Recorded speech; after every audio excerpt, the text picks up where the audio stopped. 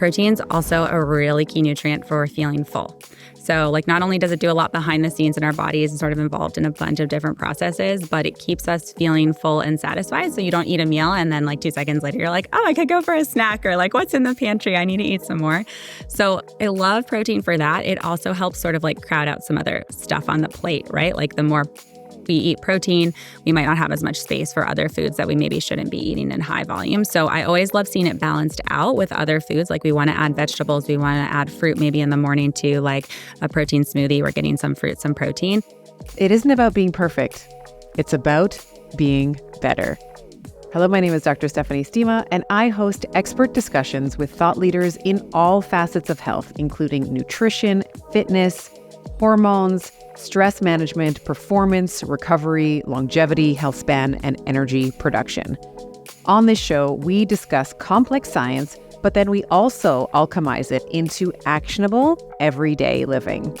The ultimate goal with the show is to assist you in making informed decisions about your health and to catapult you into being the hero in your own life.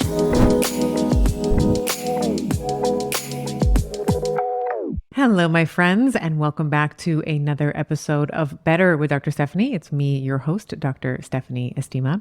Today, I am speaking to Lisa Valente. She has an MS and she's a registered dietitian and a nutrition editor at Healthline.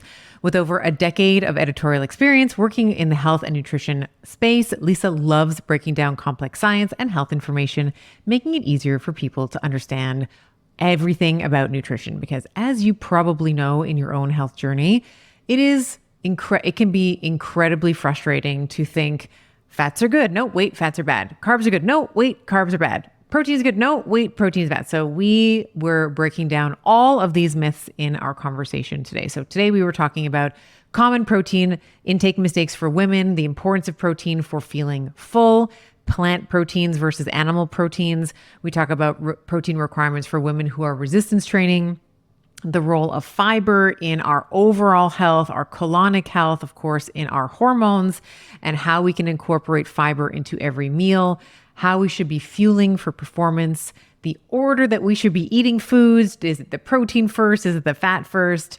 I ask her the question around protein being an ultra processed food, yes or no, because I hear that a lot. People often ask me that. So I wanted Lisa to weigh in. And then talking about some strategies for perimenopausal women. So we talked about the menopausal munchies and just getting hungrier and hungrier and hungrier. What is the mechanistic reason for that? And then, of course, what we can do about it. I think this is going to be such a wonderful conversation. I would call this, when we talk about light roast, medium roast, dark roast, this is a light roast episode. You're going to really enjoy the insights that she has. So please enjoy my conversation with Lisa Valente. All right. And we are live. Lisa Valente, welcome to the Better podcast. I'm so happy to welcome you today. Thank you so much. It's great to be here. So we are going to be talking all about nutrition and females in perimenopause, menopause, and we're going to bust myths that kind of persist for us. And I thought we might start off with protein. So let's talk about some of in your experience as an RD and as a writer for Healthline, what are some of the biggest mistakes that we see for women in terms of their protein intake over the course of their lives, but specifically when we get into perimenopause and menopause? Yeah, protein is tricky. It's such a hot nutrient right now, and I'm glad it's getting the spotlight because even though technically most of us eat enough protein, we're hitting the minimum requirement that we need to not be protein deficient, we're not necessarily eating enough to provide optimal protein intake, especially when it comes to building and supporting muscle mass. So strength training is really important for that, but so is eating enough protein. So I think dietary guidelines or recommendations are fairly low. They're just set to prevent that deficiency. And as we age, we need more because we're more likely to lose muscle mass faster. And so protein helps us preserve that. Protein's also a really key nutrient for feeling full. So not only does it do a lot behind the scenes in our bodies and sort of involved in a bunch of different processes, but it keeps us feeling full and satisfied. So you don't eat a meal and then 2 seconds later, you're like, oh, I could go for a snack, or what's in the pantry? I need to eat some more. So I love protein for that. It also helps sort of crowd out some other stuff on the plate, right? The more we eat protein, we might not have as much space for other foods that we maybe shouldn't be eating in high volume. So I always love seeing it balanced out with other foods. Like we want to add vegetables, we want to add fruit maybe in the morning too, like a protein smoothie. We're getting some fruit, some protein, but definitely something we want to include in our diets and probably be a little more mindful of. I think with a lot of women, it's just not a nutrient that we maybe focused on growing up. It wasn't like, how can I add protein to my plate? And so just being aware of it, like, hey, what in this meal is giving me protein? What in this snack is contributing protein? Like, am I grabbing pistachios or a cheese stick, or am I grabbing just like pretzels, which don't have a lot of protein in them? And so just like that awareness can be really helpful. I love that. And I think the feeling full piece is really important with the advent of a lot of these popular weight loss drugs now, like these GLP-1 agonists, the Ozempics, the Wegovy's, all of that. I think that what's often overlooked is this is an endogenously produced, like we produce GLP-1, right? Mm-hmm. And one of the biggest producers of that is when we consume protein, right? We are going to have, we're going to be naturally secreting this. So I think that that's an important point. As well. And the other thing that you bring up that I think is interesting is this RDA, or the recommended daily allowance of protein. Mm-hmm. It is really just, I want to just highlight what you said. It is really just to prevent protein deficiency. So this is not necessarily thinking about vitality and what is optimal. So is there a range or a desired protein intake, a general desired protein intake, maybe above the RDA that you abide by when we're thinking about women in our 40s, 50s, and 60s, to your point, where we start to lose muscle mass if we're not strategic about it? Yeah. So the recommendations for everyone or for most people are 0.8 grams per kilogram of body weight, and a kilogram is 2.2 pounds. I think I'm doing that math right. I was just reading a study about like menopausal women and what they might need, and the recommendation was between 1 and 1.2 grams per kilogram of body weight. So a little increase, not crazy. I've seen recommendations higher than that for athletes and for like depending on how active you are, but just like bumping that up a little bit. So we're looking at more like 100 grams, maybe like between 90 to 110 or 80 to 120, depending on body weight and other factors, rather than like closer to like 55 to 65, sort of like a minimum requirement to just meet our needs. And the other thing that I like to remind people about protein is like, it's not just in steak, it's not just in chicken. You're going to get large amounts of protein in those foods. But if you eat, a handful of nuts or a whole grain or even like broccoli, you're going to get like a few grams here, a few grams there. And so as you're like combining these foods together to make a meal, it sort of starts to add up a little bit. So it's not like just the protein food group that you put on your plate, but it kind of trickles in everywhere. And I don't want to see people totally obsess about their protein intake either, because then they can forget about things like fiber, things like fruits and vegetables, which are not notoriously high in protein. So I don't want like a super laser focus on protein, but just that general awareness, because it keeps you full, it helps you build muscle, it's very satisfying macronutrient, just takes longer to digest than carbohydrates do. Well, you bring up, this is one of the things I wanted to talk to you about, is this idea of plant proteins and animal proteins. And I was saying to you before we got going, I used to be like 100% in the animal protein camp. It's like, it's the complete protein. It has the most leucine to drive muscle protein synthesis. It's the most bioavailable, blah, blah, blah, blah, blah. And I think that those things are still true. And we're starting to see some really interesting science around the efficacy of plant proteins and how they sort of stack up to animal proteins. So let's talk a little bit about what the science tells us with plant protein consumption, efficacy, bioavailability, content, how it stacks up, and how this might be useful for women in their 40s as well and beyond. Yeah. Well, I think there's a lot of different reasons people choose to consume plant protein. Like if you're a fully vegan person, that might be due to like religious considerations or cultural practices or the way you grew up. And same thing if you eat meat, that also could be because of like certain dietary preferences or beliefs that you had growing up, and that sort of impact your choices. So it's not just like a nutrition focus. I think that's just important. And people feel very strongly about their protein choices. Like I feel like I never see the comments go crazy as I do when we're like, try this vegan food, or try, eat more of this animal food. And people will like chime in and certainly share like, here's why I'm a vegan and it's the best thing you could do, or here's why I eat meat and it's the best thing you could do. And like anything, there's some nuance and like a middle ground that we probably need to get to. So it used to be like when I was in college getting trained years and years ago, that we thought you had to combine those plant proteins at the same meal to sort of get the amino acid benefits. So if you were eating like rice, which it's not a high protein food, but it has some amino acids, you would pair it with beans and sort of create this complete protein. And now newer research has come out to show like as long as you're eating a variety throughout the day of plant proteins, they're able to sort of, break down and resynthesize muscle in your body. It's not necessarily super focused on timing. Now, pro athletes might have different considerations, right? Or like people who are like very, very focused on that. But again, for most people who are vegan, it's really just about the variety of protein foods you're consuming.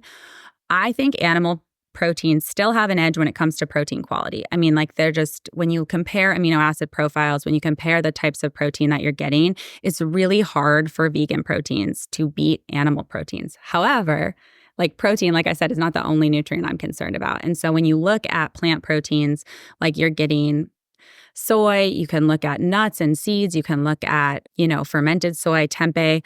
You're getting a variety of other nutrients as you consume these foods. And there might be benefit there. Like plant proteins tend to have fiber in them, which animal proteins do not. And we know that fiber is really beneficial for our health and we don't eat enough of it. And so I think it's really like when you take the zoomed in lens on protein, I'm in favor of animal protein. Like I think it's really great for your body. But when you zoom back, just like even like a macro step, I'm like, oh, look, there's room for plant proteins in the diet. They can be a really beneficial thing to add to your plate. And I think like when it comes to just variety of foods, you maybe have more to choose from when it comes to plants.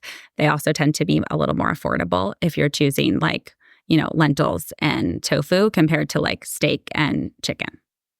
Right. Yeah. And for the record, I am still in the animal protein camp. I'm going to continue to consume animal proteins and I'm not switching. I'm not becoming a vegetarian or a vegan. I never will do that. And I think that to your point, I think that there's some room for the beans and the rice and the the legumes and all the things for variety, certainly. And then even if we want to be thinking about, I like to bake a lot. So I like to bake. I like to make protein ice cream is not baking, but I do like to make protein ice cream. But it would be fun to put in some collagen and maybe some vegan proteins for different flavors and all of that. So that's sort of where I'm coming from. And you mentioned training and athletes. So a lot of my audience, if they're listening to my recommendations, resistance training. So what about a woman who has now recognized that her muscle mass, her bone density, her tendons, her ligaments, all of these are really going to contribute positively to that perimenopausal and that eventual menopausal transition. What if she's training like 4 or 5 times a week? What do you think her protein, and let's just for the sake of simplicity, she's resistance training and we're going to assume that she is working the muscle close to, maybe not at failure, but it's a pretty rigorous exercise regimen. What would be your protein requirements for her? Are we going to see that north of that 1.1 to 1.2 kgs per pound of body weight, or what do you see there? What are your recommendations? Yeah, I think it could maybe go a little higher than the 1.2 grams per kilogram, definitely on the higher end of that range. Like you'd want to stay towards the 1.2 if you're tracking and eating. I would say to see how that plays out for you. Like, are you really struggling to eat enough protein? Does this feel really tough? Are you feeling like you're maybe not building muscle as you do these hard workouts? But 1.2 grams per kilogram is a recommendation for athletes. And so as we get older, our needs increase. The more strength training we do, our needs increase. So it could potentially go up a little higher. We don't see a lot of negative impacts of eating too much protein as long as there's not, kidney disease or any other like health condition that you have to be aware of. But high protein diets have been linked to bone fractures too, and osteoporosis is another consideration, like super high protein diets. And so it's just something where, and again, you don't want to like crowd out too many other nutrients on your plate as you go up and up in protein. Right. I know some women eat closer to 1 gram per pound. So not to switch and make people do math, but it would be like a little more protein. So again, like bumping it up a little bit, I think, to hit those goals. And if you're doing like consistent strength training, as I agree that you should be, could be beneficial for sure.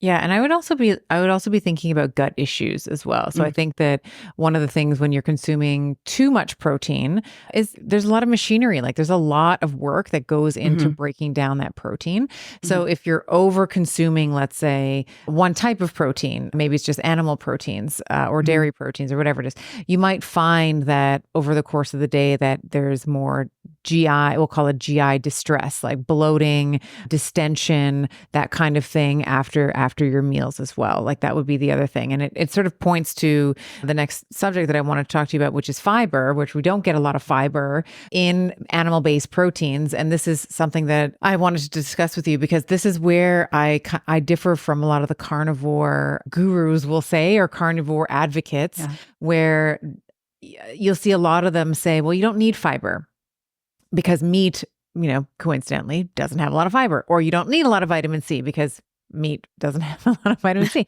So what is your thought on the role of fiber in, we'll say, health span, some of the impacts that it has on health parameters, specifically gut health, but I also want to talk a little bit about hormone elimination, so like excess estrogens and things like that, around hunger, lots of things. So let's wade into fiber territory here, if you will. Yeah.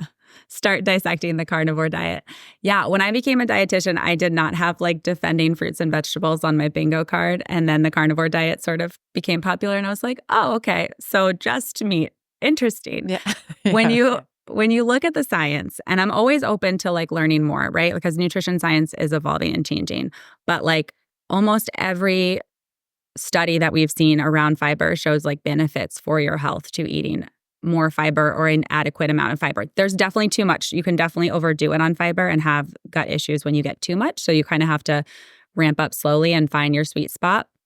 But fiber plays a role in weight management, right? Because it helps you feel full, and probably also likely to do with its impact on your gut microbiome, like positive impact on gut microbiome. It keeps you regular. Constipation is like a big problem in America, or just not, going the amount of times you should. So not to talk about poop too much on the podcast, but like that is where fiber plays a big role and can be really beneficial. Let's talk about poop, because I think that's important, because when we have a bowel movement, there's a difference between straining and like what I call like these little rabbit poops, right? These like little dried, dehydrated little balls that you're just straining to kind of pass, versus, and I'll borrow this from Sarah, my friend Sarah, Dr. Sarah Gottfried, who's been on the show. She's like, the perfect poop is like, it's like an Olympic dive, like minimal splash, like it goes in like one piece, like one big long piece, right? And it's like, okay, that's something that we want to be thinking about. But the way that we do that is by consuming more fiber, because fiber is going to attract water, like as the bowel movement is sort of moving through. It's attracting water to it. It's softening the stool, so it's not you're not straining to pass, that kind of thing. So we do talk about poo on that. We do talk about good. I mean, it's and like having good, good poops. It's very important, and fiber will help with that. And not getting enough, right, means that you are more likely to strain or not have those Olympic diver poops, right? Because you just, fiber will bring in water, soften your stool. It does a lot for gut health in general. And then it like helps feed the bacteria that live in your gut, which have such an impact on our health, like sort of all over the body. I think the microbiome, we're going to continue to learn more about its importance. But when you eat a variety of different fibers, they basically feed your good bacteria in your gut, keep them happy, keep them well functioning. And there's definitely foods you can eat that will like negatively impact those types of bacteria. Like you don't want to have too much added sugar. Too many ultra processed foods, like they don't feed the healthy bacteria in the same way that fiber does. But so fiber is just, again, it's good for your heart health. It can help with cholesterol levels. We know that like a lot of Americans have high cholesterol. It doesn't really impact blood pressure as much. That's more of like other types of foods we're eating. But again, it helps you feel full, right? So fiber takes longer to digest, slows down the digestion of carbohydrates into the bloodstream. So you're not going to get as big of like a spike after you eat in your blood sugar if you eat foods that contain fiber, especially if you're pairing them with protein and healthy fats, sort of like a more balanced plate. But I don't know where this myth started that it wasn't good for you or wasn't good for your gut health, right? Maybe because it's found in plants, but it is actually really, really beneficial for your health. And it's most people do not get enough fiber in their diets, which stinks. What is the national average? Is it 9 grams or 10? I think I've read anywhere between 9 and 13 grams of fiber a day is what the average American intakes. I mean, it seems about right because in a lot of the processed foods that are typical in a like standard American diet, it's stripped out. I saw a stat that was closer to 16 grams, but that even felt high to me because we're supposed to be getting basically between like 25 to 35 grams depending on age and sex, and as high as like 38 for some men. It's sort of based on calories, and then also age does play a role as well. Like it's just important to continue eating fiber as we get older. For sure. Do you think we need more fiber as we age or less? Because I struggle with this. Like I tend to get somewhere between 20 and 25 grams, but part of that's because I have, not that I have any affiliation with this company, but I drink Metamucil. Like I make sure that I have some Metamucil. Yeah. I have it with cold water so it doesn't get like clumpy at the bottom. I have this whole thing. But part of the area that I struggle with is if we take too much, like one of the things that fiber does, as I was saying, like sort of bulks up the stool, attracts water to it. But as it's also moving through the estrobolum, it's also binding excess estrogens, it's binding excess androgens, et cetera. And we eliminate that when we have the bowel movement.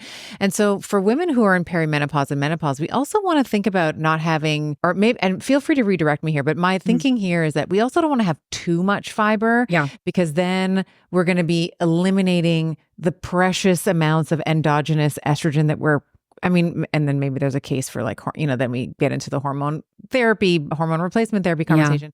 But we want to be protecting, I would think, at least the smaller amounts of endogenous estrogens that we're producing. Where do you fall there?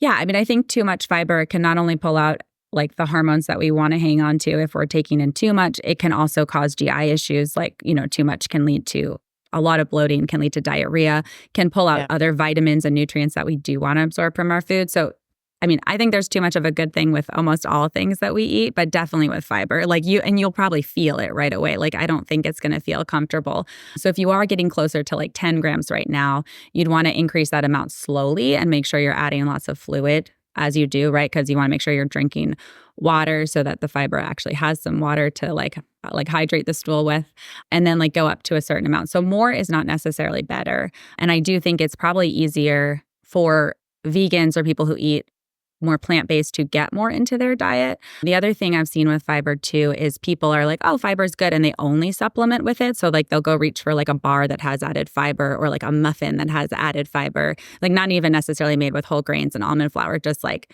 we've added some inulin to this processed food and now you're going to eat it. It's probably better for you than like the processed version without the fiber added.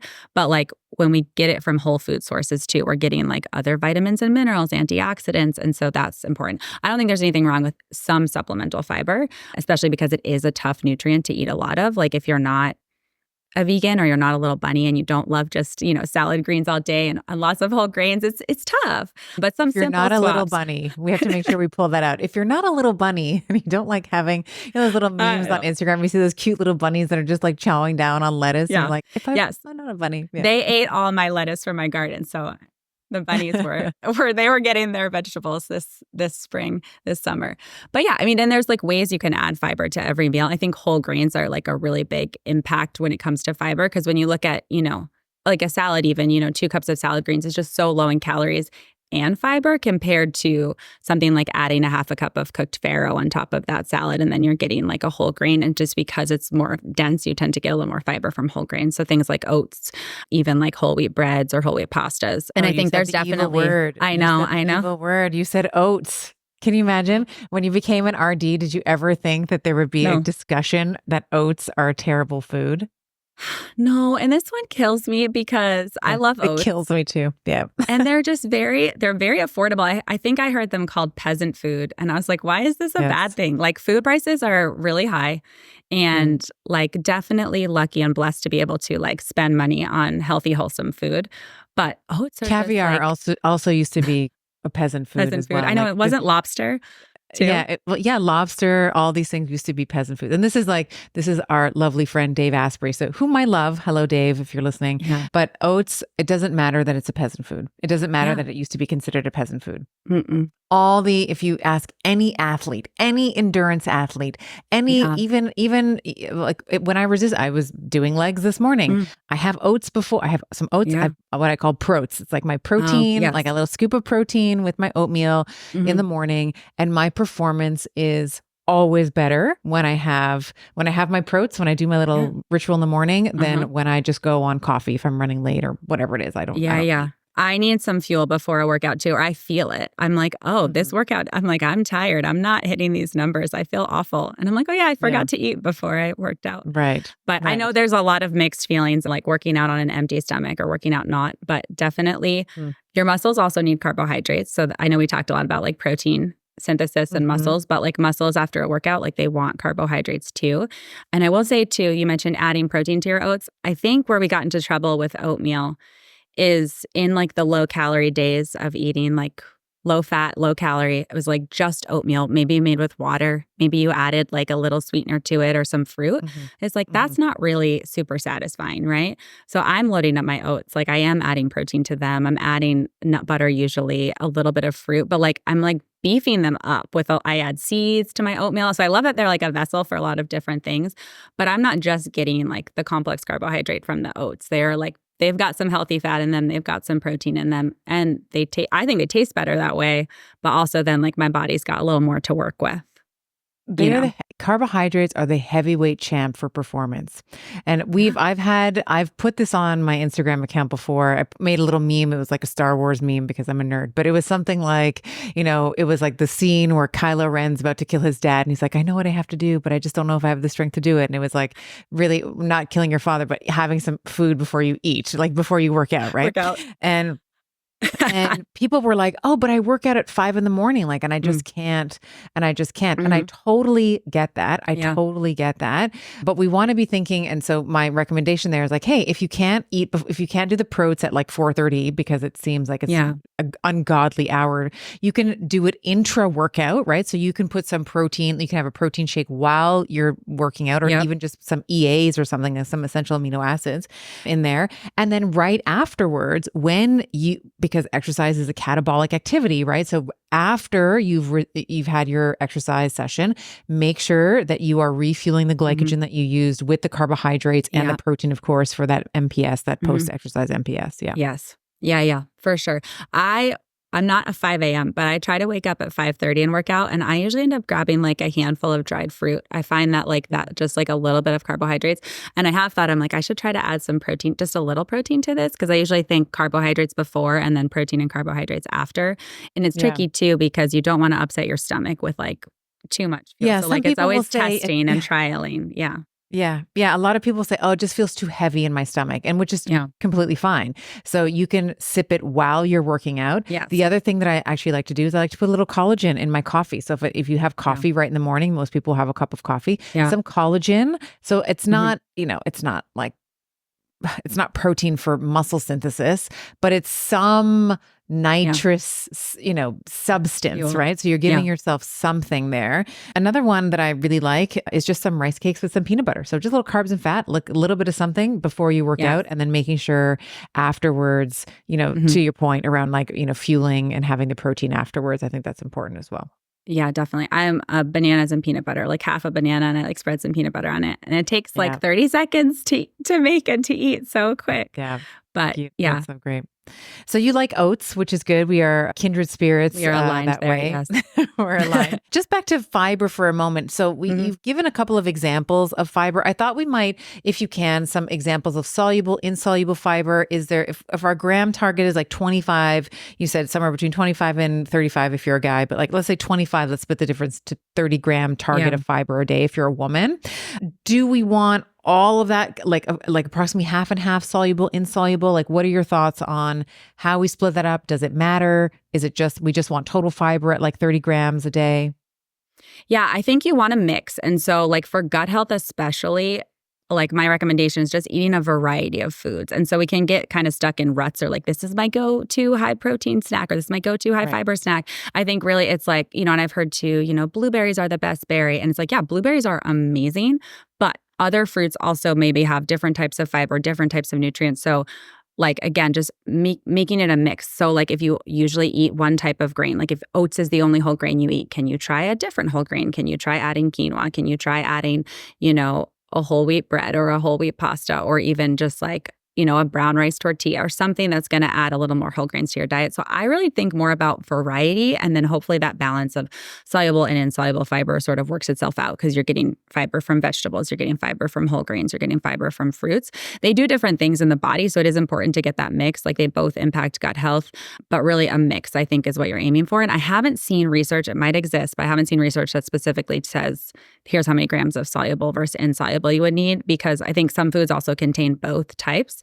And like, also that's getting really into the weeds, which I'm sure some of your listeners are like super health focused. But for a lot of people, I'm just like, we're not getting enough, right? So like, let's focus on just getting more from a lot of different foods. And then we can sort of think more about like, am I getting some soluble fiber from this food or some insoluble fiber from that, and sort of figure out where you need to be.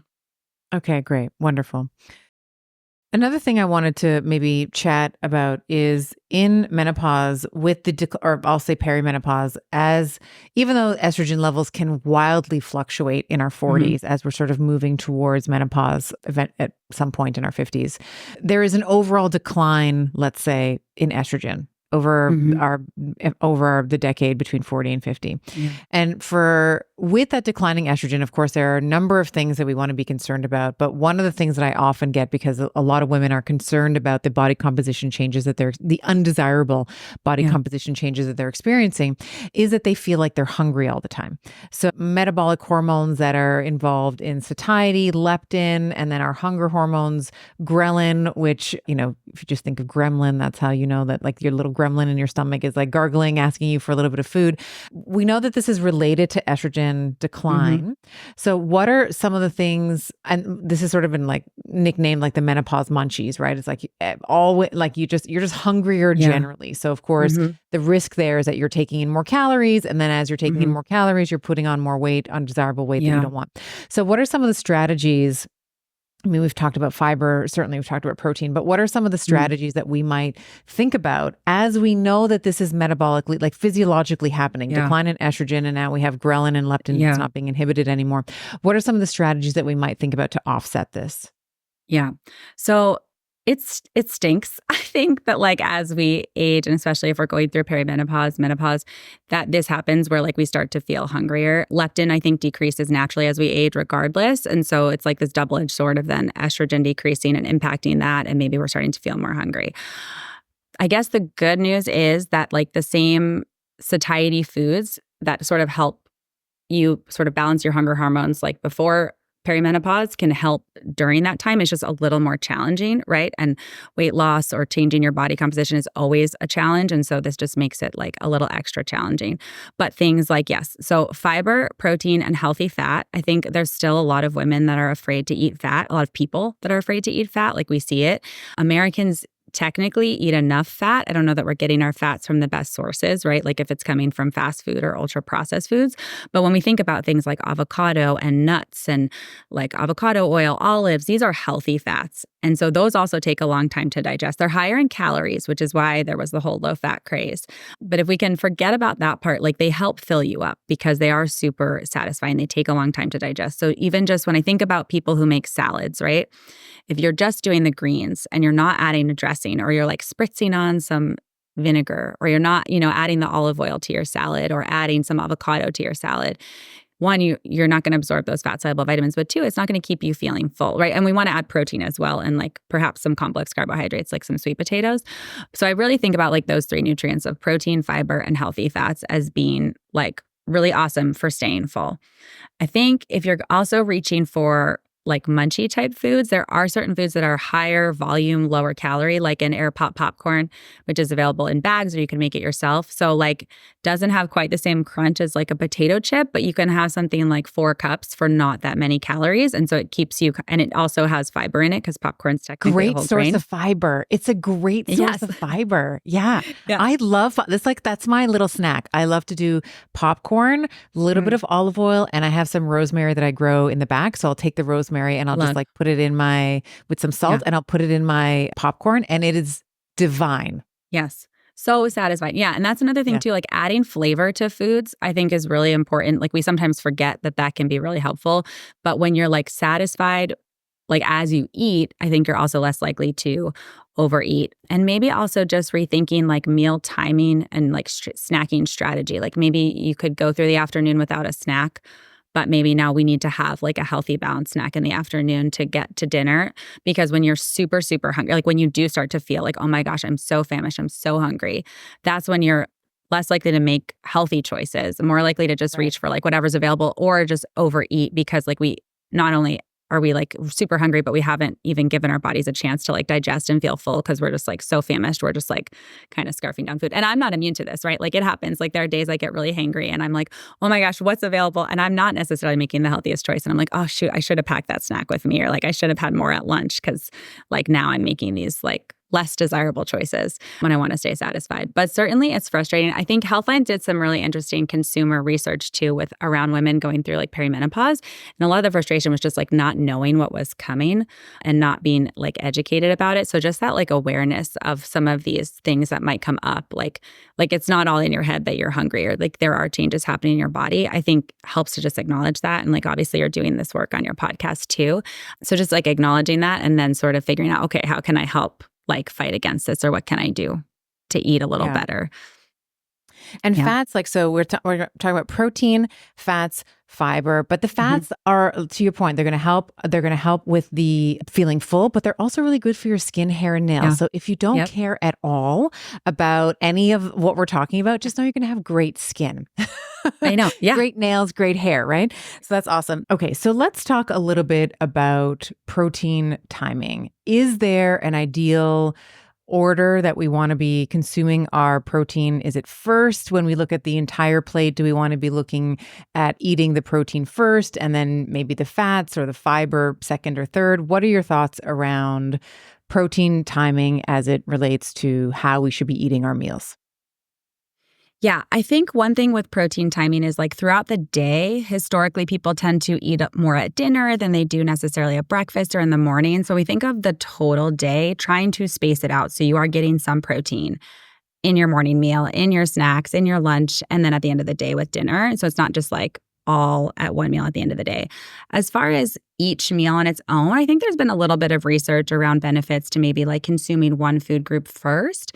But when I think of a plate, as long as there's like protein, vegetables, healthy fats, some complex carbohydrates coming in, I'd rather see that balance. And then if you want to mix it all up, or if it's already sort of mixed in like a big salad or a grain bowl, then I think that's fine. Whereas if you're like forcing yourself to eat the protein first or eat the veggies first, and some people do, they like to eat separate foods. Clearly, I'm like a mixed gal and like mix everything up, get a little bit of everything in one bite. But I think really, as long as we're having that variety of food on our plate, the order in which you eat it is less important than maybe just eating carbs or like just having protein and missing out on those vegetables, those antioxidants, that fiber. Yeah. So dosing, so separating the protein, let's say dosages through the day. So making sure that you're getting, a certain amount of protein at every single meal based on what your gram target or your protein target is. And you're right. There's certainly there's two types of people. There's the mixers, right? There's the people that, you have it in a stew and people don't care what order it is. And then there's other people, I have some people like this in my family that will literally, if they don't even allow the foods to touch on the plate. No. So they just want to eat, let's say the meat or the carbs or, the fat or whatever it is first, and then they'll sort of make their way around the plate, which I think is hilarious. I like you, I'm a mixer. I don't mind things being mixed up. I think I like to, sort of sample everything at the same time. But there has been, I was asking more from a blood glucose management perspective. So if we're having, let's say all the carbohydrate, if you have all the mashed potatoes first, I notice this more with my children insofar as, let's say they have burgers burgers and fries. Yes, I allow my children to have burgers and fries occasionally. What I find is that they'll go for the fries first. And then by the time that they're ready to get to the meat, they're full. So my counsel for them is often get your protein points first, like have the protein first, and then make your way to the fries or make your way to the potatoes or whatever else is on the plate. But it seems, if I'm listening to you and interpreting what you're saying correctly, that's less important as long as you're getting all the nutrients on the plate. But maybe for a picky eater or someone who might just go for the rice or the pasta before they're going for any other nutrients or have that in lieu of, maybe there's a different, is there a different way or you feel the same way regardless? No, I think you bring up a good point that if you sort of eat that like really yummy food first, and then you're looking at like a protein that's left on your plate, and now that appetite, that like natural hunger sensation is not as strong, you're like, oh, I don't really feel like eating that as much. And then you're right, it's not necessarily mixing with the foods to get into like your system. So the beauty of combining like protein and fiber with those carbohydrates is that they don't get absorbed into your bloodstream as quickly. And so that's why I think sometimes people say choose your protein first, because you're right, there is an appetite for it. And then it's going to be in your stomach, in your digestive system, helping to slow things down. Yeah. So I think it just depends on the meal. Like the best nutrition advice would not be like, eat all the fries and then get too full for the rest of your food. Right. But I think like I'm more focused on, I think a lot of people don't just include that balance on their plate. Like they're only ordering French fries or they're only eating pasta. And so, I think it's a good rule of thumb. And if you can do it in a way that works for you, to be like, okay, what's like super healthy? Like there's been some research where you start with a salad and you consume fewer calories in your meal just because like you've gotten a little bit of fiber in your belly, a little bit of water, like some nourishment, and it's like taking the edge off your hunger. So I often tell people like snack on some raw vegetables while you're cooking. Like if you're getting to the point where you're really hungry, like snack on something first as your meal cooks so you're not super hungry by the time you sit down. And then you are reaching like straight for the potato chips or the French fries or whatever you can sort of get in first. Right. And that's maybe part of the reason why if you go to, not that I go to an all you can eat buffet, but they will give you a tall glass of water, prior to eating, because that volume, right? You're stretching out the stomach a little bit so that those feelings of satiety you're going to reach that quicker. And then of course the restaurant's going to save money because you're not going to eat as much. But don't go to an all you can eat buffet. That's not the takeaway. Yeah, no. There. Yeah. Okay. So let's talk a little bit about how, if we're thinking about spreading out the protein over the course of the day, a lot of the recommendations that I hear now is around 30 grams of protein per meal. Or per proper meal. That might not necessarily translate with snacks, but if you're having 3 proper meals, breakfast, lunch, and dinner, we want to be thinking about a minimum of 30 grams of protein. What are some examples? I get this question a lot because I love to supplement my protein intake with protein powder. But are there some examples that you might give just for a visual for our listeners in terms of what a sample 30 grams of protein might look like that does not include protein powder? Yeah, I think protein powder is a great way to boost the protein intake. And especially if that's not the only source of protein in your meal. Like sometimes I'll stir protein powder into oatmeal, which is not super rich in protein, but there's like a few grams and I'm adding other toppings, or I'll add it to even Greek yogurt because I'm like not eating a giant bowl of Greek yogurt. If I'm having it for a snack, I'll stir in some extra protein. One way to increase your protein pretty easily, and I'm usually sort of counseling people on consuming like smaller portion sizes, but if you increase the portion size of like the meat on your plate or the seafood on your plate, so you go from like 3 to 4 ounces to 4 to 5 ounces, you're probably going to get an extra like 7 to 10 grams of protein, I want to say, on your plate just by like having a little bit more protein. So if that's in your budget and you can make it work, just like sort of thinking about increasing that protein portion size just a smidgen so that you're able to like eat a meal that's a little more rich in protein. And then I think too, when you're tallying up your protein, make sure you look at the meal as a whole. So of course, things like vegetables are not high in protein. They're not like going to be the main driver. Things like whole grains are not high in protein. But when you're adding things like broccoli and maybe Brussels sprouts and like maybe some quinoa to your plate, each of those contributes just a little bit. So when you look at like total intake, it's more than if you just had plain chicken breast on your plate or just had like some skirt steak on your plate. So those are going to give you like the bulk of your protein for a meal. And then I think when I when it's much harder to get to those 30 grams is when you don't have that animal protein on your plate, like a source of meat or a source of seafood. And so things like eggs, cheese are going to give you some if you are a vegetarian. If you're truly plant-based, like really those protein heavy hitters are going to be like tofu or seitan or tempeh. Edamame is another great one. And then adding other plant-based foods like beans, nuts, seeds, whole grains to your plate to sort of round it out. But just getting creative. So like tinkering with portion sizes, I think is a good tip, and making sure you have like a big source of protein on your plate, and then sort of balancing out with those like additives of protein, like your vegetables and whole grains. Yeah, it's interesting too. Something like broccoli can add like a couple of grams of protein to your total meal. So I do love that, and expanding the protein that you already are consuming. So maybe you're having 4 ounces of chicken, that moves to 5 or 6, something like that. Yeah. The other thing I'll say in terms of just cost effectiveness, at least I found, and this might just be a local, so this might be useless, but I find that things like shrimp and scallops, and they're so cost effective. I can buy a huge bag of frozen shrimp for about $9, and I get 3 or 4 meals out of that. So, $3 per serving size, and that feeds my family. Like it feeds my family, so my boys who eat me out of house and home because they're so hungry. Yeah. So I think Yeah, I was just going to say frozen is such a great point. There still is this myth that like it's not as good for you as fresh. A lot of seafood comes in off of like the ocean, off the boat, frozen. And so if you're buying it fresh in store, it may have been previously frozen to maintain freshness.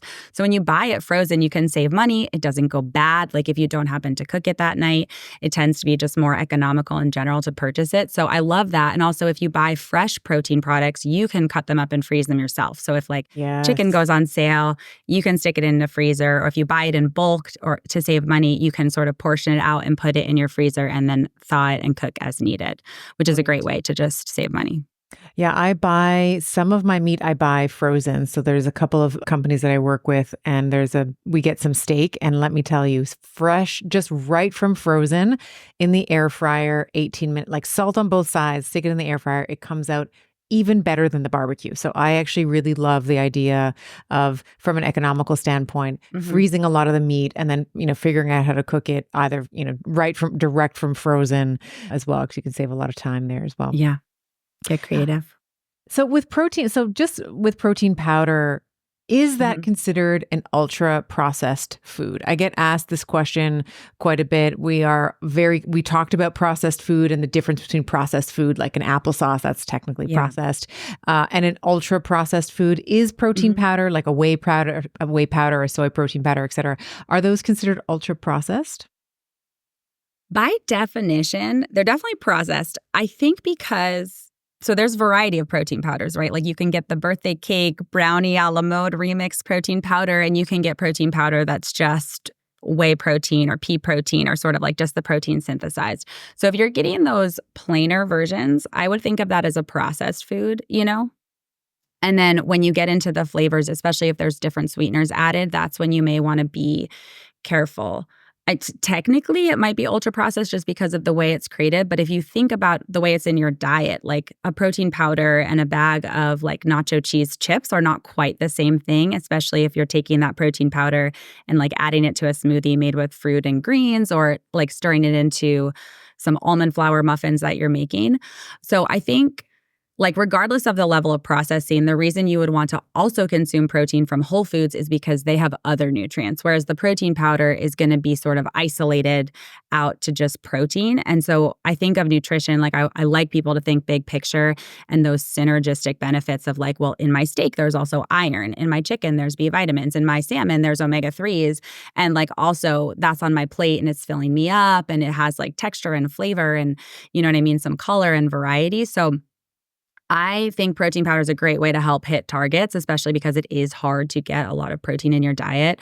But I try to choose the ones and recommend people choose ones without a lot of extra additives, and then make sure that it's not the only source of protein in their diet. And what are some of the additives that we want to be looking for? Is it things like sucralose, or is it those non-nutritive sweeteners that we're looking for? Are we looking for a certain type of oil that's in the ingredient list? What is the thing that we should be scanning for on the nutrition label?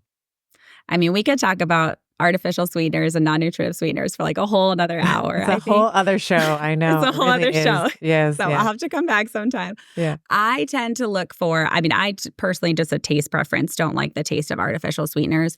Again, if they're in your protein powder and they're adding flavor and that makes you enjoy the protein powder more, I think that's fine within like a certain limit. So again, it's not like you're only eating brownie batter protein powder. But I think it's helpful to read the ingredient list. Like, are there fillers? Are there sweeteners? Is there added sugar? Like, what else? Is it a blend of different proteins? Is it just like the protein that you were searching for? Just so that you know what you're putting in your body. And truthfully, the research on non-nutritive sweeteners doesn't like scare me away completely from them. Like, I think as long as they're I think of them as sugar. Like, we don't want them to play a central role in our diet, but they're fine in smaller amounts. Yeah. And I think that to your point, this is totally a different topic or a different episode altogether, but there's different areas that the non-nutritive sweeteners are absorbed, like allulose versus erythritols, for example, and then the effect that it might or may not have on blood sugar, and then how much can start to cause GI distress. And there are a lot of people, certainly in my community, that really do rally, we'll say, against things like aspartame and sucralose. And I think that there's a lot of mixed data. I'll say that. So not that I'm seeking aspartame out. I am not. It's whenever I can drink just plain water or whatever, I could just have just the protein. To your point, that is what I'm looking for. And I think that we can also allow ourselves a little bit of grace and say, okay, so I really like this gum, or I really like this brownie batter protein that you mentioned. And it has some aspartame in it, but I have it, every other day, or I have it a couple times a week, something like that. And I have another, there's lots of protein. There's companies that I work with that I stand behind in terms of their protein powder. So, so I think that I think variety is a spice of life. And, my grandmother used to say, everything in moderation, including moderation, right? So it's, we don't want to we don't always want to be like, oh my God, aspartame, the devil, we can never consume it, because you do. If you chew gum, the brownie batter probably has some sucralose or something in it, and you're not having it every single day, but there can be some room for enjoyment there as well. Absolutely. And if there's not sucralose in it, there's probably another sweetener, right? There's sugar in it, which we know isn't great for us either. So it's always a trade-off. I like unflavored protein powders, then I feel like they're more versatile for me. You are a gangster. Give them my own spin. Unflavored? You have unflavored. I don't mix it with just water. I'm not shaking it up in a shaker with just water or like dry scooping it. No. I'll like for a smoothie or for stirring it into other things. And then I can like add my own cocoa powder if I want, or I could add some vanilla, or I could add a little bit of maple syrup if I want it to be a little sweeter. That's great. Yeah. I'm a chocolate girl. I will go for the chocolate all day, but I hear that. That's awesome. That's great. Okay. So let's talk a little bit about meal prep. So one of the things that a lot of women will say is like the time, when I'm hungry, I open the door of the fridge and the carrots are not cut up, the chicken has not been marinated, and, I can't just grab it. And so the tendency at that point, when you're hungry, you've been working all day, let's say kids are hungry, got soccer practice in an hour and a half, it's just to order a pizza. You're just going to get on Uber Eats or Domino's or whatever, and you're going to order something. So what are some of the things that we want to think about in terms of best practices for meal prep? Have you found either with clients or in your own life that meal prepping for the whole week, meal prepping for a couple days at a time, how much meal, like what are some of the best practices for meal prep? Yeah, I think one trap that people fall into with meal prep or meal planning is like seeing the Instagram reels where everyone has their 7 lunches or their 7 dinners and they're all in the same containers just in the fridge, and they've spent 3 hours doing it on Sunday, and like that's the only way to do it. And in reality, I think for a lot of people that doesn't work, right? Because on Sunday, we also have things like soccer practice and like laundry and all the other things that need to get done. So I like to think of it as just figuring out a way to like help your future self so you're not opening up the fridge like super hungry at 5 o'clock, realizing there's nothing to eat. And just like, in what ways can you do that? Is it just like writing down a shopping list so you have the food? Is it like prepping on a few things on Monday morning, or like finding 2 recipes that work together? So you're doing like a stir fry with chicken and peppers, and then the next night it's fajita with chicken and peppers, and you sort of like cut the peppers once and you eat them twice and they're complementary.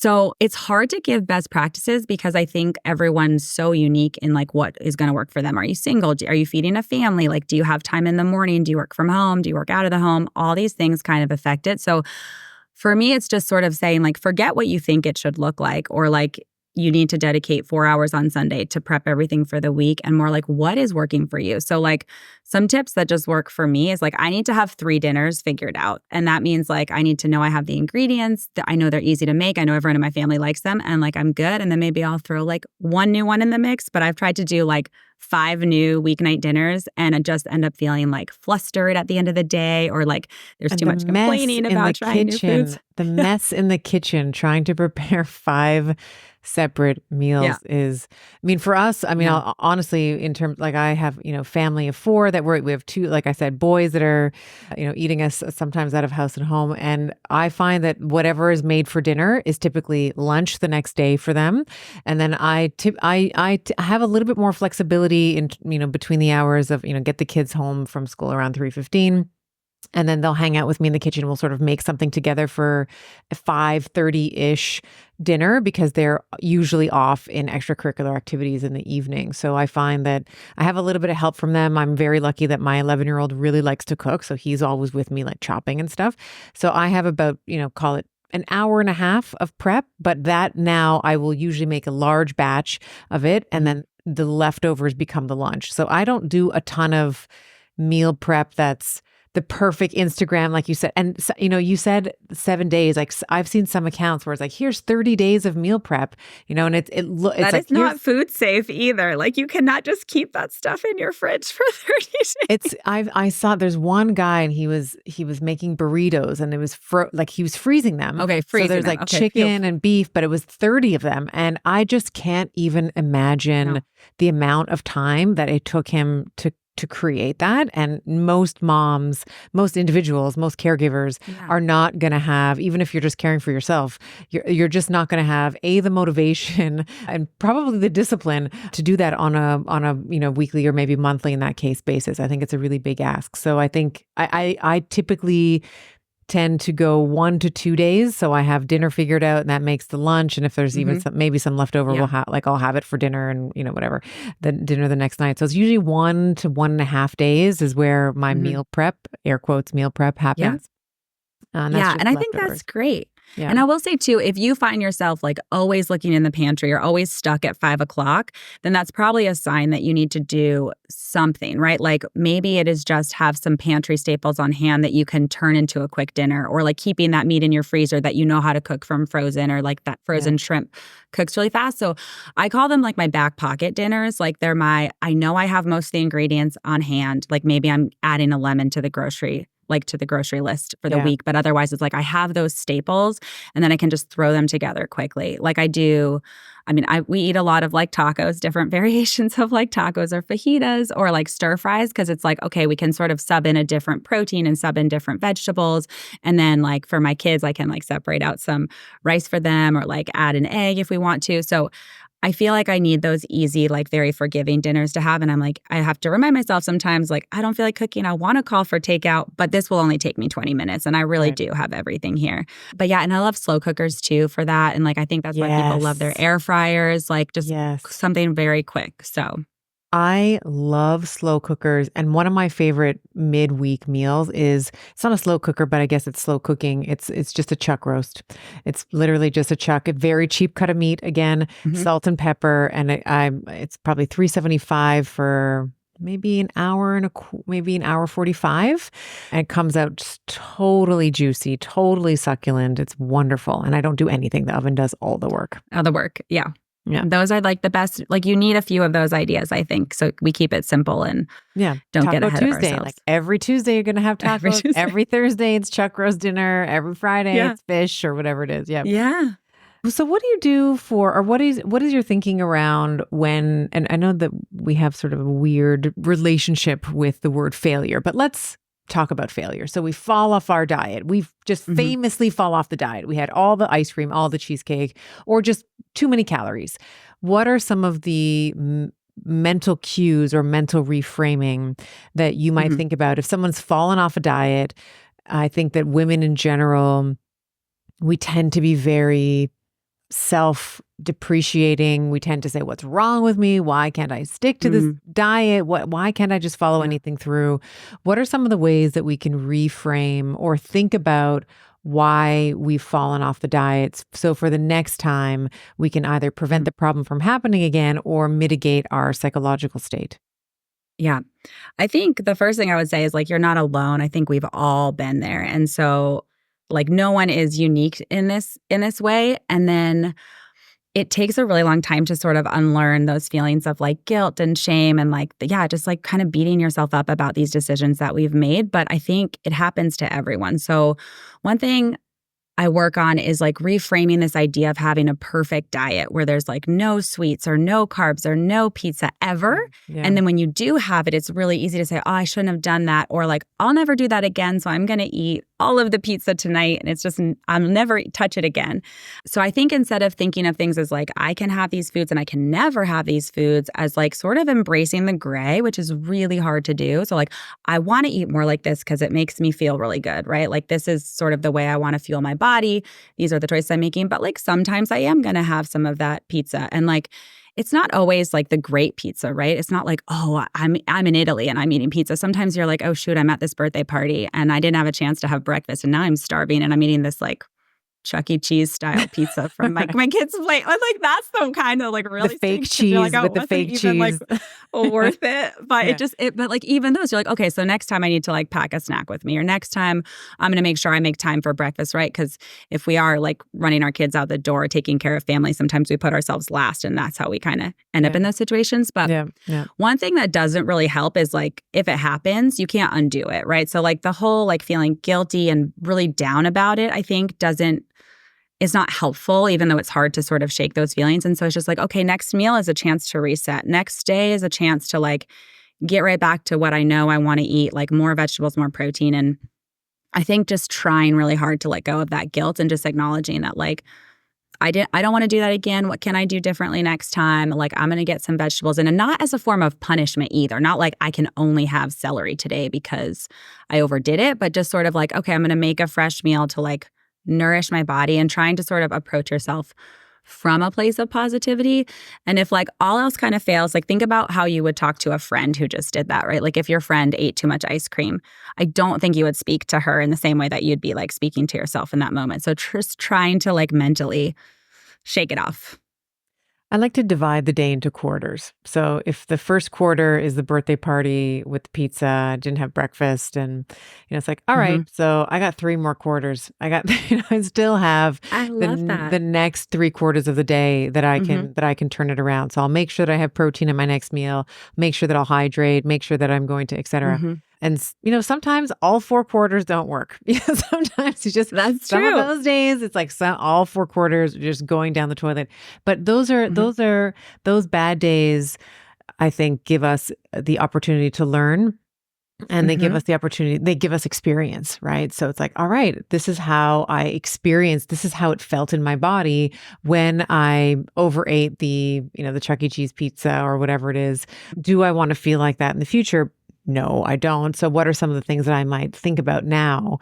I remember once, and this is sort of a sidebar, but it cements the idea for me. It's not exactly food, but I remember once I accidentally locked myself out of the house, and it was like a 3-hour ordeal. I had to get someone to come in and break the lock to get in the house. And it was expensive. I can't remember how much each hour was, like $600, $700, something ridiculous to get into my own house and then change the lock and da-da-da. And I said, okay, so what I'm going to do now is I am going to figure out a way. So I'm going to figure out a way that I can get into my house even when I don't. So maybe that's like hiding the key somewhere, or that's, downloading an app on my phone so that I can unlock and lock the doors, or open and close the garage, that kind of thing.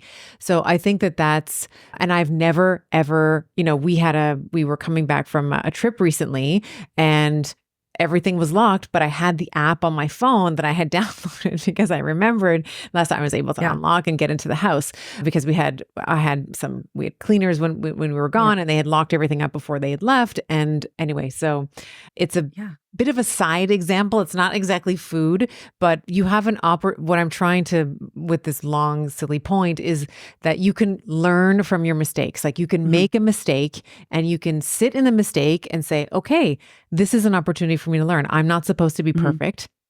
I didn't get to exercise this morning. I was trying to get my kid out to this birthday party and forgot to eat and whatever. And you can learn from it. Like, I think that that's sort of the point of life, is to just be a lifelong learner until the last day that we have the privilege of being here.